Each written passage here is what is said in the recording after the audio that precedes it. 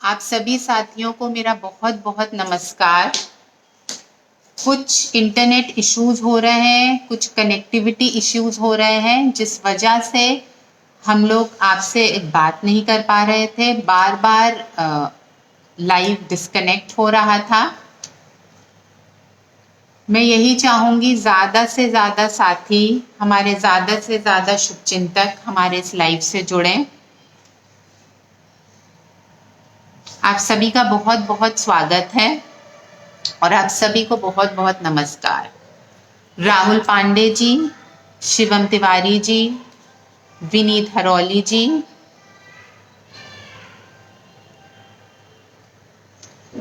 Please ये बताइए कि आपको मेरी वॉइस क्लियर आ रही है या नहीं, क्योंकि 2-3 बार ऐसा हुआ है कि कनेक्टिविटी इश्यूज हुए हैं और लाइव ड्रॉप हुआ है।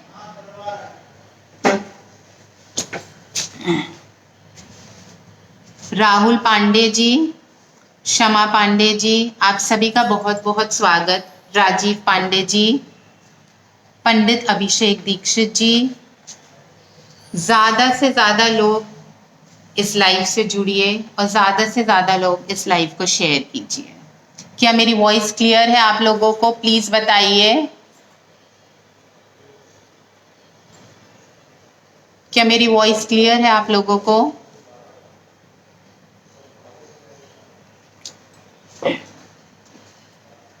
आप सभी का बहुत बहुत स्वागत है। धन्यवाद। जिले के मेरे अग्रज संरक्षक, क्या आप मुझे और मेरे परिवार को यूं ही अकेला छोड़ देंगे? अब और कितनी यातनाएं सहनी होंगी? यदि आप लोग मुझे बेटी मानते हैं तो अब वक्त आ गया है कि आप लोग को मेरा साथ देना होगा और आगे आना होगा। आपको पता है कि आपके बेटे और भाई सुदामा दीक्षित सियासत की भेंट चढ़ गए हैं और वह जेल की सलाखों में हैं। वह जेल में क्यों है? उनका अपराध क्या है? इस बात का खुलासा तो समय के साथ हो ही जाएगा। महत्वपूर्ण यह है कि वह कौन सियासतदान है जिसको प्रमुख जी का संघर्ष और लोगों के प्रति उनका समर्पण, नौजवानों का प्रेम, नौजवानों की ताकत अखर रही है। प्रमुख जी पर मुकदमे लिखे गए, प्रमुख जी जेल गए, हम सब दुखी हुए, लेकिन अब तो हद हो गई है। उनके अपने सैकड़ों समर्थकों पर भी मुकदमा दर्ज कर दिया गया है। यह अन्याय की पराकाष्ठा है। मैंने हमेशा देखा है कि जब भी परिवार पे या स्वयं प्रमुख जी पे कोई भी संकट आता है, वे कभी घबराते नहीं, कभी विचलित नहीं होते। हमेशा मैंने उनको हर संकट का बड़े डट के सामना करते हुए देखा है। लेकिन जब कभी उनके किसी मित्र, उनके किसी समर्थक पे कोई समस्या आती है तो रात रात भर की उनकी नींद को मैंने उड़ते हुए देखा है। आज केवल इस बात पर प्रमुख जी के सैकड़ों समर्थकों पर मुकदमा लिख दिया गया कि इस कठिन समय में उनके अपने लोग उनके साथ थे। यह जुल्म की इंतहा नहीं है तो फिर क्या है? उनकी गिरफ्तारी तो ऐसे हुई जैसे वो कोई मुजरिम हो। जिस तरह से हथकड़ी डालकर उन्हें क्रिमिनल के रूप में पेश किया गया, वह बहुत ही ज्यादा अशोभनीय था। जेल में भी उन्हें परेशान किया जा रहा है। इतिहास हमेशा इस वक्त को याद रखेगा। मैं आज खुले रूप में यह कह रही हूं कि जो मन में आए कर लीजिए, इस समय सब कुछ सह लूंगी।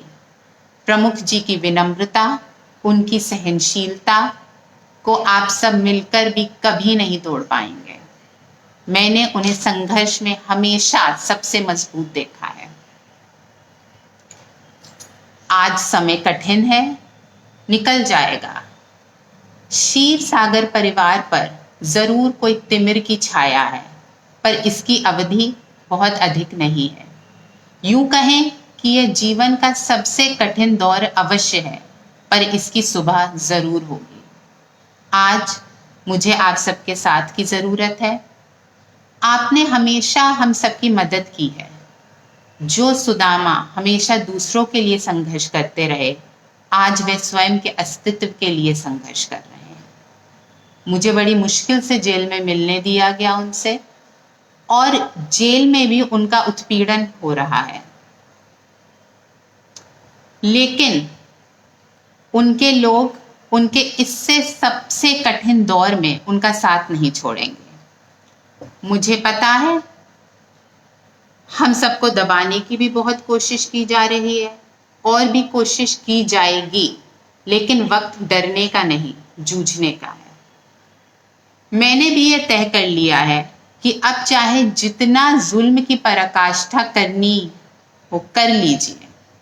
मुझे ये जानकारी हुई है कि प्रमुख जी पर गैंगस्टर गुंडा एक्ट जैसे और भी फर्जी मुकदमे लगाकर उन्हें फंसाने की साजिश चल रही है। अगर इस तरीके से कोई भी फर्जी कार्रवाई की गई तो मैं पूरे जिले में यात्राएं करूंगी।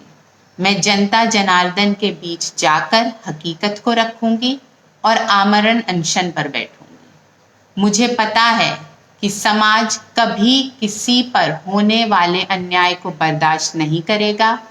वह बुरे प्रयास करने वालों को जरूर सबक सिखाएगा। जय हिंद, जय भारत।